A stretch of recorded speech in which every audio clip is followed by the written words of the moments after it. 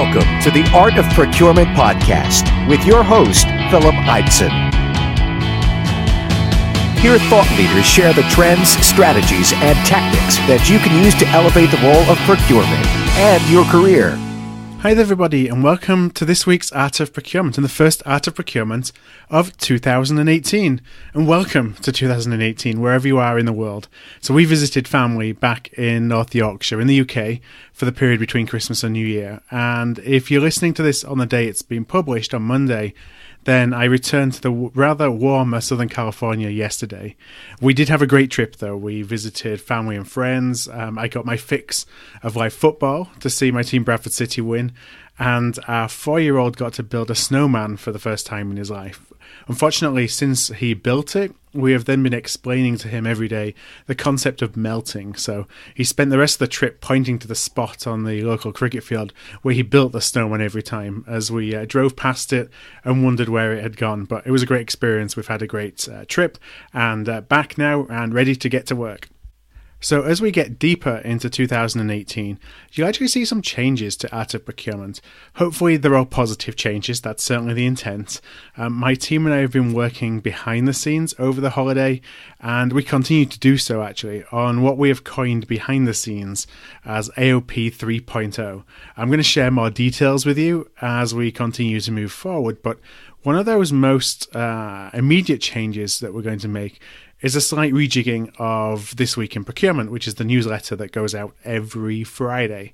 So I'm going to significantly reduce the number of articles that we share in This Week in Procurement, but provide a lot more context behind the ones that I do. And actually, this is listening to some feedback that we received from readers, from listeners over the past 12 months or so.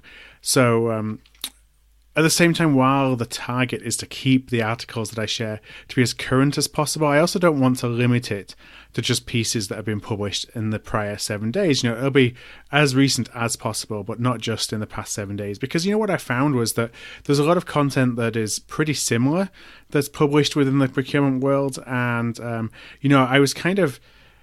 Obviously, I read a lot of procurement material, a lot of procurement articles, but I was sharing things, some of the things for the sake of sharing, not necessarily because I thought they were a great value add. And I want to really go back to being as impactful as possible with the time that you invest in all the content that we create and develop here at Art of Procurement. And I thought that just by narrowing down how many articles we share and giving a little bit more information behind why we do really helps to increase and elevate that impact.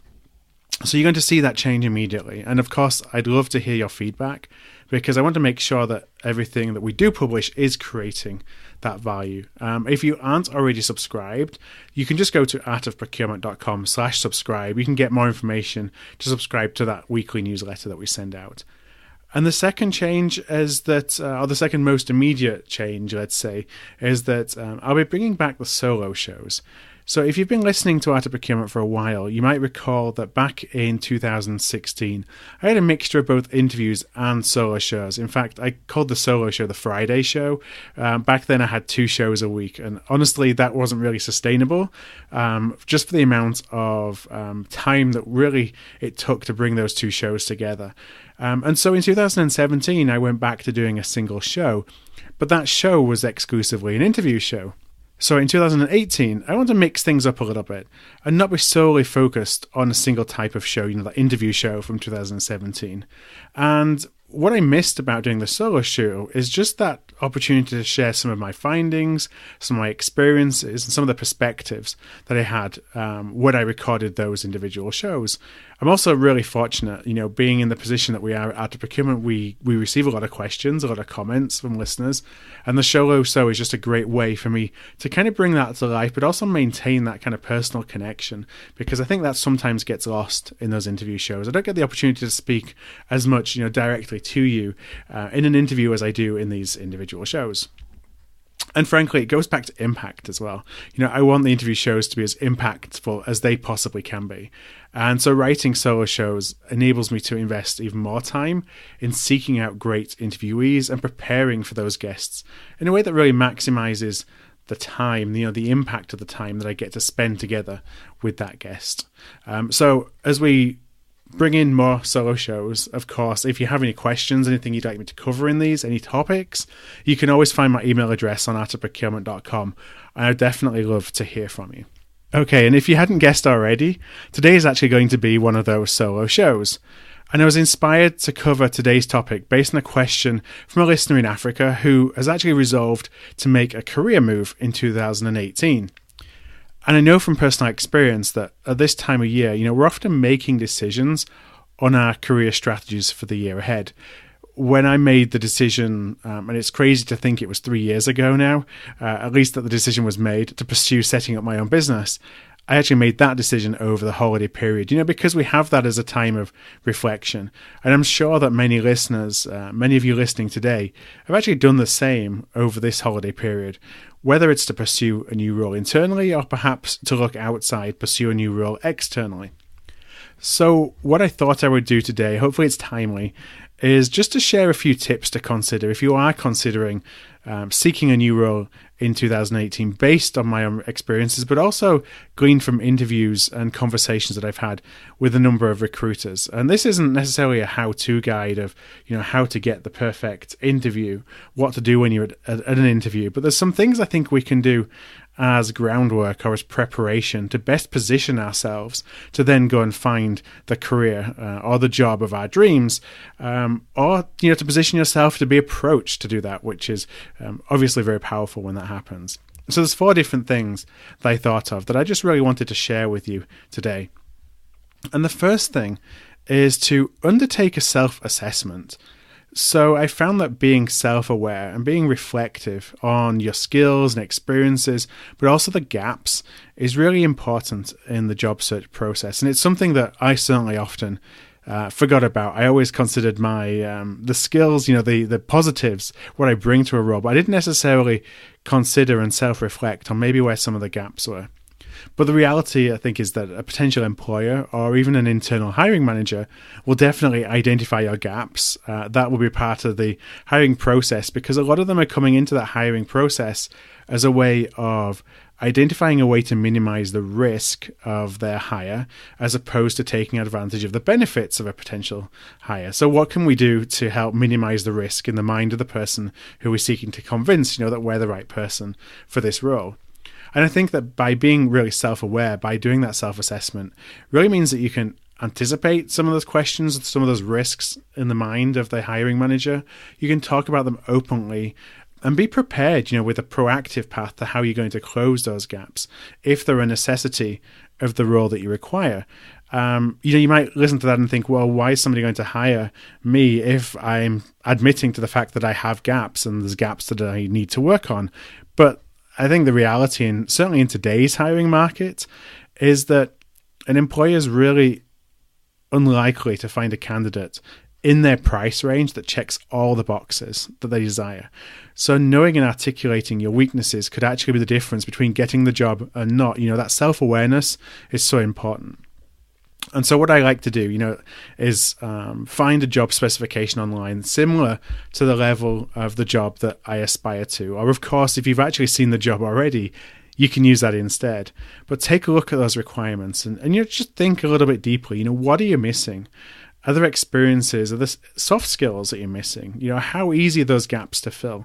Another thing, you could ask a peer, somebody who you really trust, who knows you, who sees you every day, who isn't afraid to give you, an honest perspective on where some of those gaps may be. You could look back in, performance assessments. While sometimes I know I never really like to see negatives in a performance assessment, but those actually come from somewhere, and we may disagree with the person who's assessing us in such a way, but there's often something to it. So those are just good steers on, maybe where are some of those gaps. So what are you missing? What are the gaps? How easy are they to fill? That's really going to give you an indication as to how ready you are for the next step up. I think both the reality, but both in the minds of those who you're trying to convince. A final thought on the self-assessment is that, as you identify a number of gaps, it doesn't necessarily mean that you're not qualified. So I don't want you to think that it disqualifies you from this role. I'm a really big believer in the notion of that you learn through doing. You seek positions, and it's something I always try to do. Seek positions that make you feel uncomfortable. That's honestly what I did in starting the show. I was very uncomfortable in starting the show when I started the show. But seeking things that make you uncomfortable is a great way to learn. So it doesn't mean that you find the gaps, it's going to discount you. But what it will do is it'll help you decide if you should spend the next few weeks, few months, whatever it may be, focusing on filling those gaps and getting prepared, rather than just immediately throwing yourself into a job search when just a little bit more patience, just a little bit more experience that talks those gaps may help you significantly in terms of the role that you're able to secure if you just wait a little bit of time rather than jumping in with both feet right away. Now, the second area I wanted to touch on was to invest in your own personal development. And this should be an ongoing pursuit, but performing that self-assessment really gives you fuel for your fire, to see where do I really need to double down and continue to develop. And not really look at development as something that, your employer should be providing you with opportunities for. But this development is really key to the growth of your career, I think, and applying new strategies, tactics, tools, approaches can really help you, kind of get your career moving, take it to the next level, certainly to stand out from the crowd.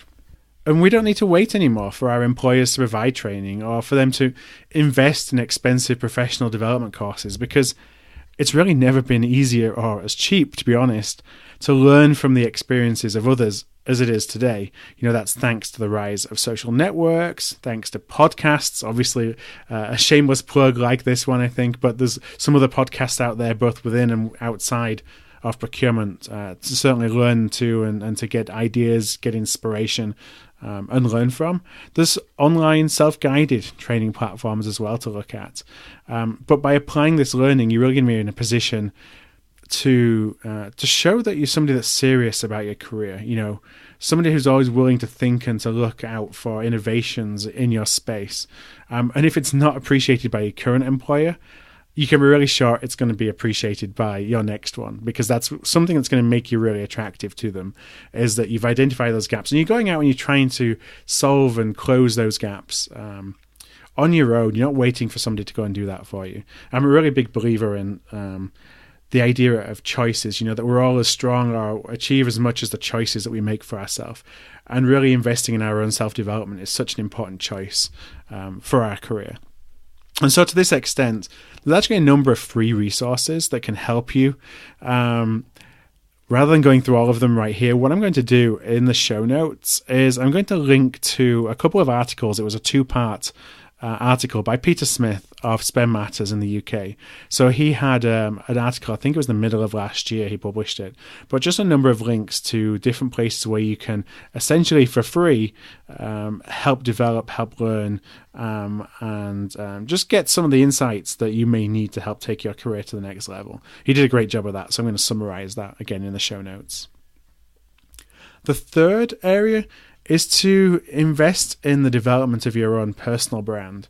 So I've always been pretty passionate about branding and been an advocate of building a personal brand, both internally within your organization, but also externally within the procurement ecosystem. So what's a personal brand? So there's a book by David McNally and Carl Speak, and they say that a personal brand is a perception or emotion. It's something that's maintained by somebody other than you that describes the total experience of having a relationship with you.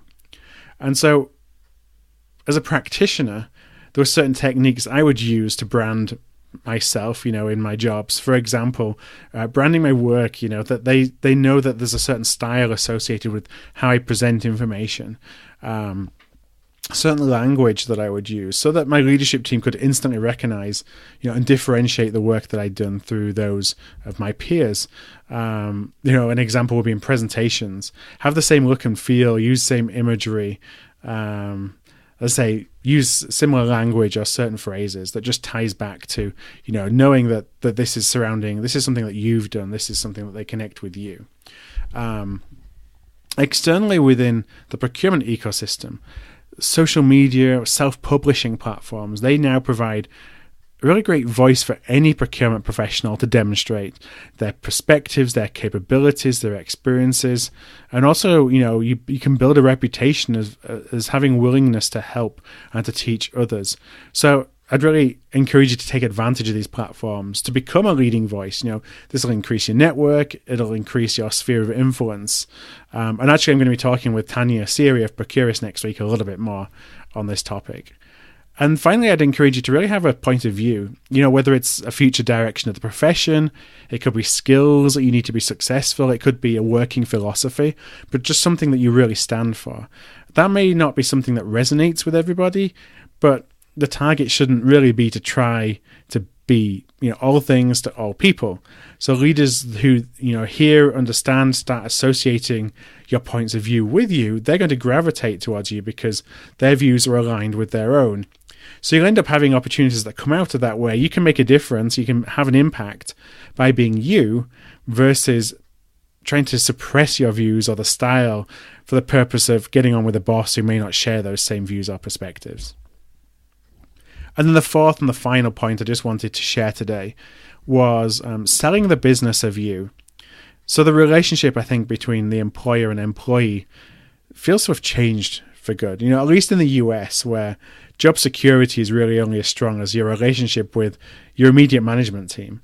And so something I found really helpful was to adjust from thinking of it as an employee-employer relationship to one that's like a buyer-seller relationship. I really believe that in our careers, we're all a one-person business. Your employer has to find value in what it is you do, an ROI that's greater than the alternatives should they choose to invest your salary elsewhere. And that may be investing in another part of the organization or in another person, another job. So that means we have to think about how can we generate value that's over and above what's written in that job spec, and having an impact that compels your bosses, your organization, future employers, to want to continue to invest or to invest in you for the first time. In the context of procurement, I talked with a couple of CPOs independently, what they look for when they identify high performers, who they believe have the ability to rise quickly to the top. And both stated that those who are most successful have shifted their thinking to act as a business person rather than a procurement person.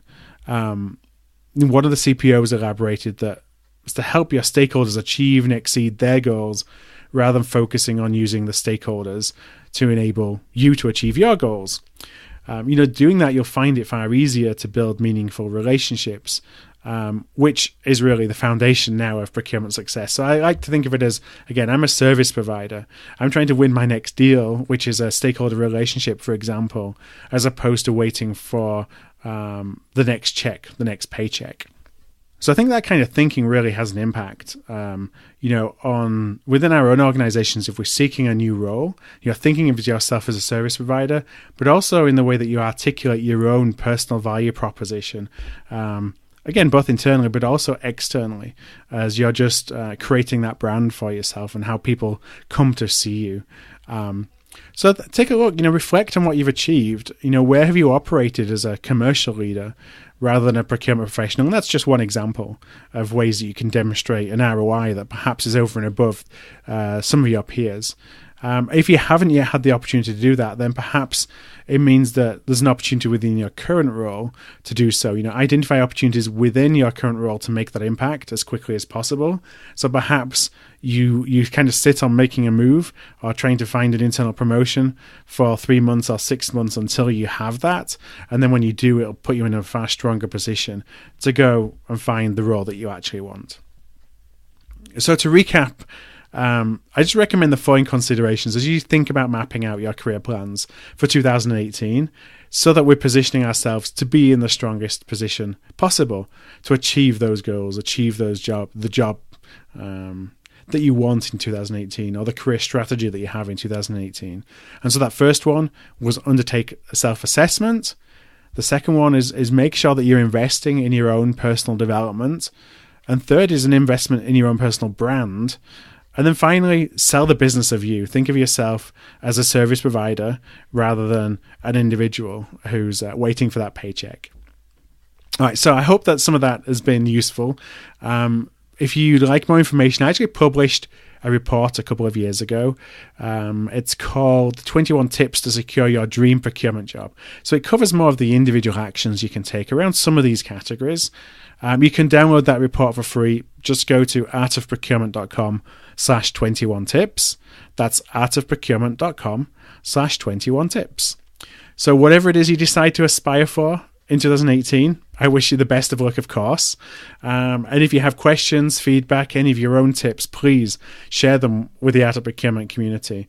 Go to LinkedIn. I'll post a link to this episode on LinkedIn. You can always post a comment there so we get talking and we share some of our own perspectives, because that's something I really want to focus on this year, is how we all help each other within the Art of Procurement community to strengthen our own impact and to help each other be more fulfilled in our roles. So with all that being said, I'll be back next week. I mentioned it a little bit earlier. My next week interview will be with Tanya Siri of Procurious. That's turned into, I think, accidentally, annual catch-up show. So it was great to really touch base with Tanya and hear about the things that she's working on at Procurious, but also some of the things she's hearing about, given all of her connections across the procurement community. So tune in next week. We'll be back next Monday for that show. Until then, I just hope you have a great week. Thank you for listening to another episode of The Art of Procurement. To find an archive of all past episodes, you can go to artofprocurement.com/episodes. And to ensure you never miss another show, go to artofprocurement.com/subscribe.